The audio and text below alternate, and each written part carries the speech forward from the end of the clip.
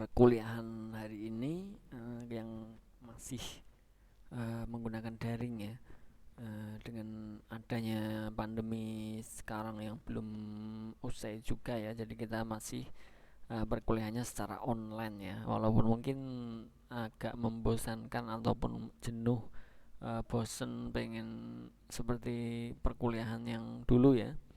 Itu memang lebih enaknya itu perkuliahan yang secara tatap muka, akan tetapi dengan kondisi seperti ini kita tidak bisa ya, belum bisa untuk tatap muka. Kita sudah ada peraturan dari pemerintah bahwa untuk perkuliahan sementara kita menggunakan daring seperti itu. Oke, kita akan mulai ya untuk keamanan komputer untuk mata kuliah. Maaf, ini belum saya ganti ya. Sebentar. Keamanan sistem.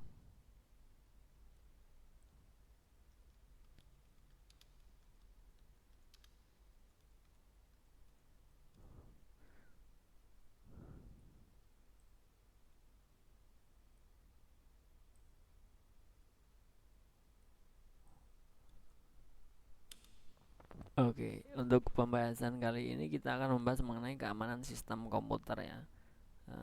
Mungkin sambil menunggu teman yang lain bergabung, mungkin bisa kita mulai dari sekarang ya. Oke.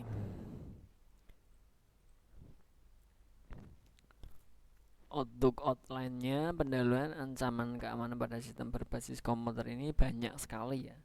Ada social engineering, kemudian keamanan fisik, security hole pada sistem operasi dan servisnya, kemudian serangan pada jaringan, ada DOS attack, serangan via aplikasi berbasis web, itu trojan, backdoor, virus dan lain sebagainya ya. Untuk hardening sistemnya, hardening sistem security policy, kemudian kriptografi. Nah, ini adalah untuk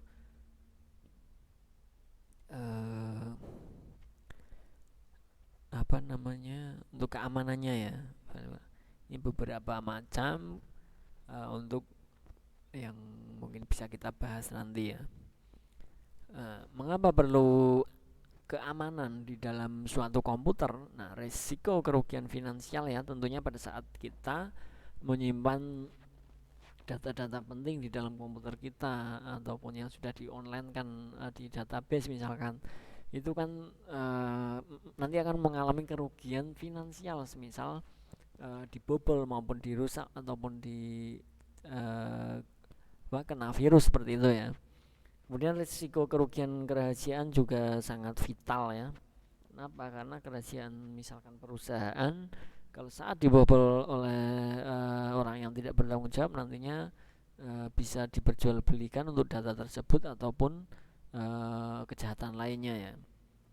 Kemudian risiko kerugian harga diri juga tentunya ya, karena itu adalah sebagai hal yang privasi bagi perusahaan misalnya, ataupun secara pribadi juga seperti itu ya. Misalkan data-data kalian dicuri kemudian diperjualbelikan ataupun disebar misalkan, dan lain-lain, masih banyak alasan mengapa perlu ada aman atau keamanan pada komputer kita. Nah, motif-motif serangan pada sistem komputer itu banyak ya. Ada secara politik, finansial, dendam, mungkin sakit hati, iseng sebagai pekerjaan cracker bayaran misalkan, dan lain sebagainya. Nah, itu adalah motif daripada untuk kejahatan cyber ya. Nah, aspek-aspek keamanannya ada, yang pertama ada confidentiality. Nah, informasi data hanya bisa diakses oleh pihak yang memiliki wewenang ya.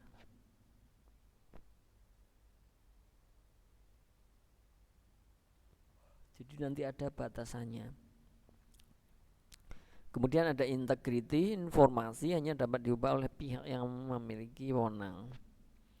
Ada availability, informasi tergantung pihak yang memiliki wewenang ketika dibutuhkan. Authentication, pihak yang terlibat dalam pertukaran informasi dapat diidentifikasi dengan benar dan ada jaminan bahwa identitas yang didapat tidak palsu. Kemudian ada non repudiation, pengirim maupun penerima informasi tidak dapat menyangkal pengiriman dan penerimaan pesan, jadi aman ya. Misalkan kenapa ada non repudiation ini adalah saat kalian mengirim sesuatu data ataupun apa itu nanti tentunya ada buktinya dari untuk pengirim maupun penerima itu ada authentication-nya tadi ya. Nah, untuk aspek-aspek ketidakamanan atau serangan itu ada berbagai macam ya. Yang pertama ada interruption, aset dari suatu sistem diserang sehingga menjadi tidak tersedia atau tidak dapat dipakai oleh yang berwenang. Nah, contohnya adalah perusahaan modifikasi terhadap piranti keras atau saluran jaringan.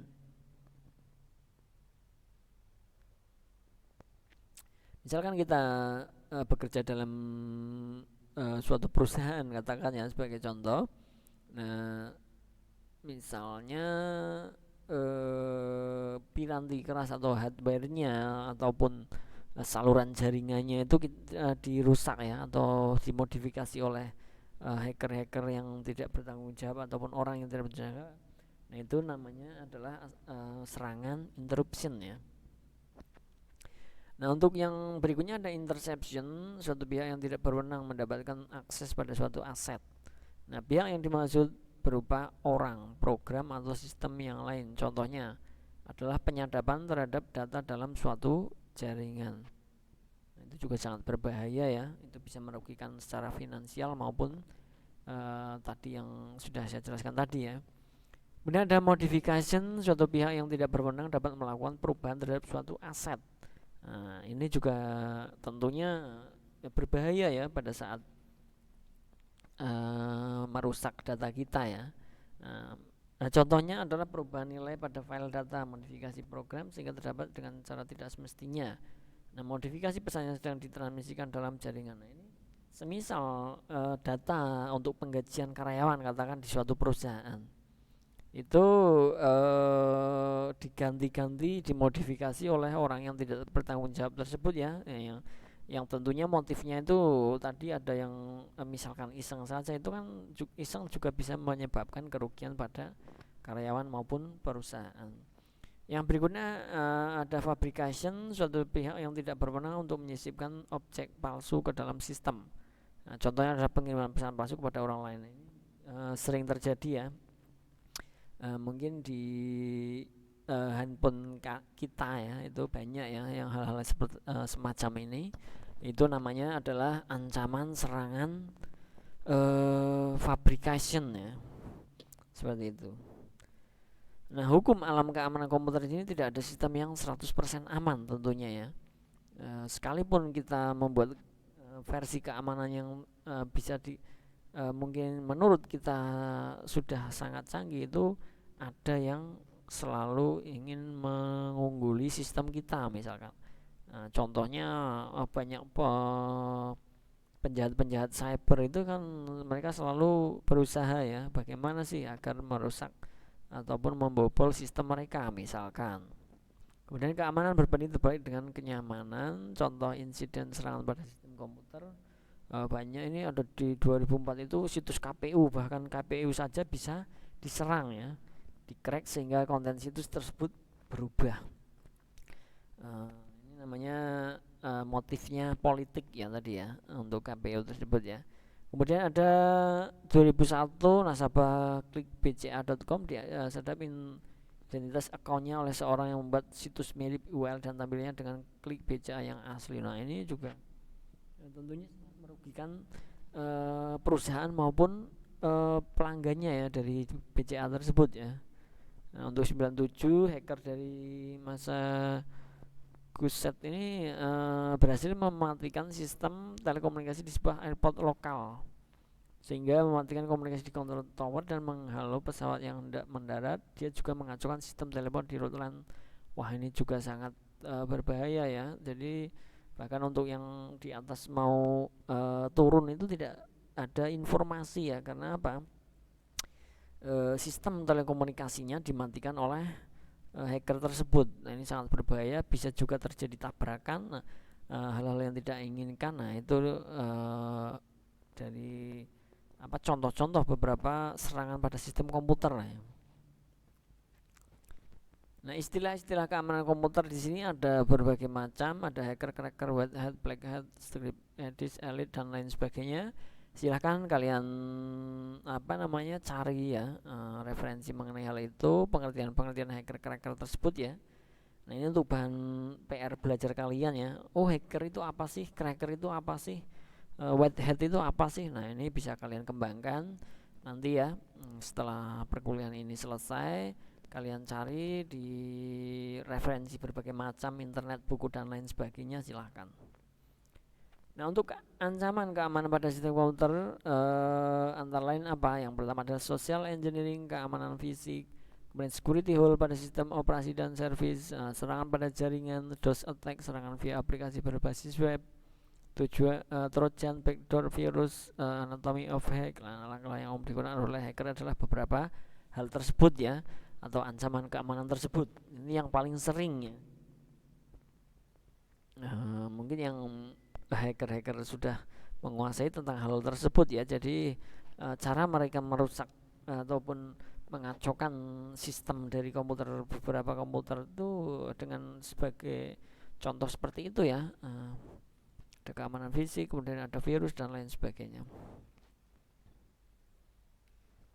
Ancaman social engineering yang pertama adalah mengaku sebagai penanggung jawab sistem untuk mendapatkan akun user. Mengaku sebagai user yang sah kepada pengelola sistem untuk mendapatkan akun. Nah, ini ada mengenai yang social engineering tadi ya. Nah, itu contohnya seperti itu, mengamati user yang sedang memasukkan password, itu juga mereka bisa melihat ya dengan social engineering tadi.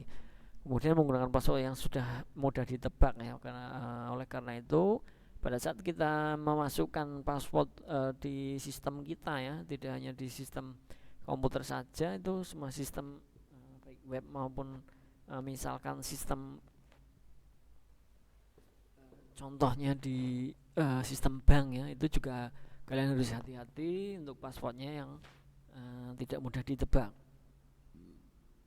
Nah, solusinya mendidik seluruh pengguna sistem dari level manager sampai operator akan pentingnya keamanan. Nah, ini untuk social engineering. Kemudian untuk keamanan fisik, ancamannya seperti apa? Pembobolan ruangan sistem komputer karena secara fisik ya. Kemudian ada penyalahgunaan akunnya sedang aktif yang ditinggal pergi oleh user. Nah, ini pada saat kalau zaman dulu ya itu sering terjadi hal seperti ini. Kenapa? Karena pada saat zaman dulu mungkin kalian tidak mengalami ya, karena untuk zaman sekarang itu sudah sangat canggih. Itu untuk saya sendiri dulu pernah mengalami, kita pada saat mengerjakan tugas ataupun misalkan PR dari kuliah itu terkadang kita butuh internet ya, akan tetapi karena belum terlalu canggih kita lari ke warnet. Nah, pada saat kita di warnet tentunya terkadang kita sambil agar tidak jenuh kita memasukkan kita login untuk sosmed kita, misalkan Facebook katakan ya. Nah, di situ untuk menghilangkan kejenuhan. Akan tetapi pada saat kita keluar dari warnet tersebut, mungkin terburu-buru ataupun memang sudah selesai, itu terkadang kita lupa untuk logoutnya. Nah, di situ akan berbahayanya adalah pada saat ada user lain yang menggunakan akun kita. Nah, itu adalah ancaman keamanan fisik salah satunya ya. Kemudian sabotase infrastruktur, sistem komputer, kabel, router, hub dan lain-lain ya. Nah, untuk solusinya bagaimana? Konstruksi bangunan yang kokoh dengan pintu yang terkunci dalam hal di fisiknya atau fisik di komputernya ya. Pemasangan screen saver, kemudian pengamanan secara fisik infrastruktur sistem komputer, kemudian CPU ditempatkan di tempat yang aman, kabel di rel, router, hub ditempatkan yang aman dari jangkauan dan lain sebagainya. Itu adalah untuk solusi untuk keamanan fisik ya. Untuk security hole pada OS dan service itu ancamannya seperti apa? Buffer overflow yang menyebabkan local remote exploit, salah konfigurasi, instalasi default yang mudah dieksploit dan lain-lain. Untuk buffer overflow berikutnya adalah mengapa bisa terjadi buffer overflow, keadaan di mana buffer terisi dengan data yang ukurannya melebihi kapasitasnya sendiri, dan akibatnya kelebihan data itu akan mengisi alamat memori lain yang bukan milik variabel tersebut atau overwrite. Pencegahannya dari sisi programmer, coding dengan teliti dan sabar sehingga kemungkinan kekeliruan coding yang menyebabkan buffer flow dapat dihindari.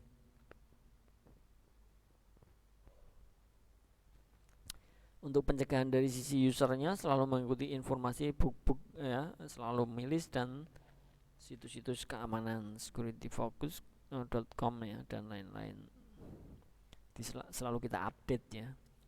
Nah, untuk kesalahan yang berikutnya ada kesalahan konfigurasi. Ancamannya seperti apa? Sistem dapat diakses dari host yang tidak berhak. Privilege yang dapat dieksploitasi dan lain sebagainya. Pencegahannya seperti apa? Pengaturan hak akses host yang ketat, pengaturan privilege yang ketat, dan lain sebagainya. Nah, untuk berikutnya ada instalasi default. Service yang tidak perlu ancamannya adalah diperlukan memakan resource biasanya. Semakin banyak service, semakin banyak ancaman karena bug-bug yang ditemukannya. Debug ya, seperti halnya kesalahan. Service jaringan membuka port komunikasi, password default diketahui oleh khalayak, sampel program dapat dieksploitasi, dan lain-lain. Nah, untuk pencegahannya bagaimana? Nyalakan service yang diperlukan saja, konfigurasikan seaman mungkin, buang semua yang tidak diperlukan setelah instalasi, dan lain sebagainya. Ini kesalahan daripada mengenai dari instalasi ya. Jangan asal install, misalkan ada pemberitahuan dari komputer atau dari internet, itu jangan asal diinstal ya. Yang berikutnya ada ancaman serangan melalui jaringan. Nah, ancamannya seperti apa? Sniping atau penyadapan ya, karena sudah masuk jaringan biasanya melalui penyadapan itu bisa ya. Kemudian ada spoofing, pemalsuan, ada session hijacking atau pembajakan, DOS attack, dan lain sebagainya. Untuk sniping terjadinya bagaimana? Nah, ini bentuk pencegahan enkripsi. Kita berikan enkripsi ya, SSL SSL. Ini nanti ada menu tersendiri sebenarnya. Kemudian penggunaan switch sebagai pengganti hub ya. Sniper mengubah mode Ethernet untuk mendengarkan seluruh paket data yang jaringannya menggunakan hub sebagai konsentrator. Untuk spoofing sendiri, jenis spoofing ada IP, MAC address, DNS, routing. Pencegahannya implementasi valid dengan benar, patch yang mencegah prediksi sequence number, mengeset router agar tidak bisa dilewatkan kecuali melalui rute yang telah ditentukan, dan lainnya. Untuk session hijacking, pembajakan, bagaimana session hijacking terjadi? Snipe, prediksi sequence number, spoof image, MAC address ya. Pencegahannya adalah cegah sniping dan spoofing untuk mencegah dari pembajakan tersebut ya. Kemudian ada DOS attack, denial of service, service tidak mampu melayani sebagaimana mestinya. Jenis-jenis DOS attack itu mematikan service secara lokal atau remote ya, menguras resource hard disk, memori, processor, bandwidth. Untuk ancaman mematikan service secara lokal, membunuh proses pada service, mengubah konfigurasi service, dan lain sebagainya. Untuk pencegahannya patch terbaru, pengaturan privilege user dengan tepat, kemudian deteksi perubahan dengan program integrity checking. Nah, ini ada mengirim ancaman menguras yang resource secara lokalnya itu menciptakan proses secara paralel ya, menulis file ke sistem, mengirimkan paket ke host lain. Untuk pencegahannya bagaimana? Mengatur privilege dengan tepat, dan lainnya. Kemudian ada menguras resource secara remote ya. Remote ada teknik synfloat, smooth attack, DDoS, distributed DOS, dan lainnya. Nah, ini untuk istilah-istilah seperti ini silahkan ya kalian kembangkan. Oh, ternyata untuk smooth attack itu ini. Nah, ini kalian kembangkan sendiri ya.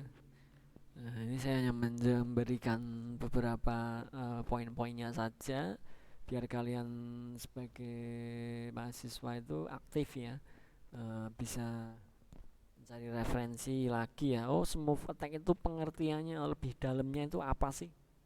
Nah, ini adalah tugas kalian. Silakan dicari ataupun ditambahkan, berinovasi sendiri ya.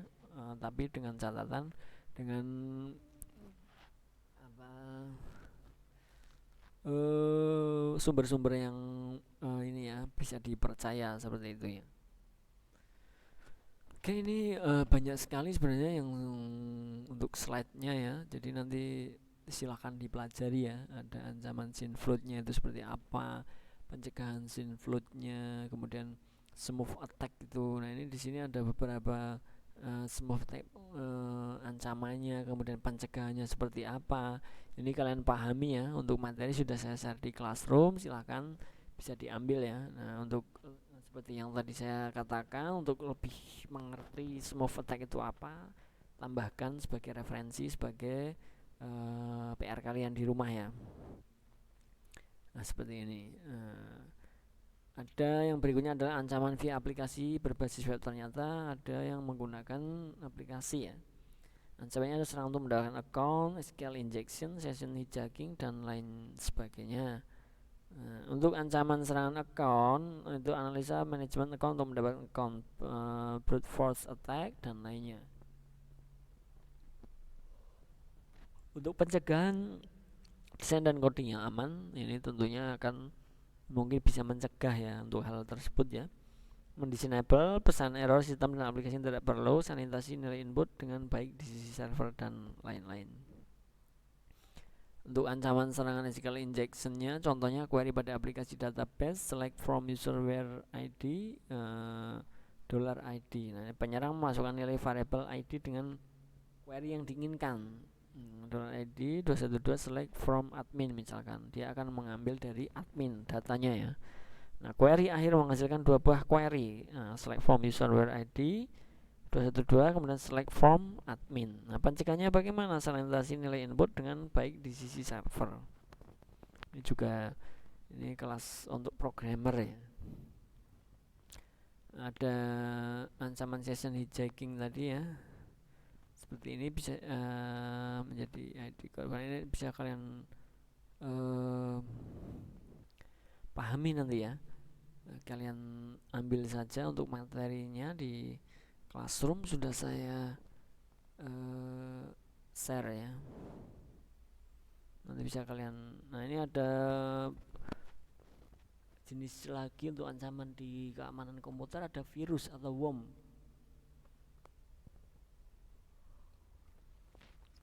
Ini tidak hanya di komputer saja, mungkin di smartphone kalian juga ya, banyak virus atau worm. Ancamannya apa? Kerusakan, kehilangan data, biasanya ujuk-ujuk data yang penting yang kita simpan itu tidak ada. Nah, itu takutnya seperti itu adalah beberapa kerjaan dari virus ya, menguras resource, kemudian prosesornya, bandwidthnya, kemudian mengganggu atau merusak sistemnya pada saat kita gunakan, misalkan menjadi lemot dan lain sebagainya. Itu adalah beberapa ancaman virus. Pencegahannya bagaimana? Gunakan scan virus dengan database terbaru. Jangan menginstal program yang belum dikenal betul ya. Jadi lihat dulu apa yang akan kita install ya.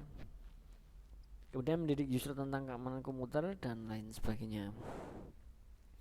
Kemudian yang berikutnya ada security policy. Polisi menggunakan komputer, tidak boleh meminjamkan akun kepada orang lain ya. Harus benar-benar rahasia. Kemudian tidak boleh mengambil menaruh file dari komputer kantor. Polisi penggunaan instalasi programnya tidak boleh menginstal program tanpa seizin staffnya, takutnya nanti akan merusak data ya. Tidak boleh menginstal program ilegal ya. Harus, biasanya kalau perusahaan besar itu tidak ada yang menginstal software yang palsu ya atau ilegal. Selalu mereka membeli ya. Bisa jadi seperti halnya membeli nantinya ya, penggunaannya yang asli ataupun legal. Polisi penggunaan internet tidak boleh menggunakan internet untuk kegiatan carding, hacking, dan lainnya. Tidak boleh menggunakan internet untuk mengakses situs-situs yang berpotensi menyebarkan virus. Untuk penggunaan email tidak boleh menggunakan email kantor untuk kegiatan milis dan lain sebagainya.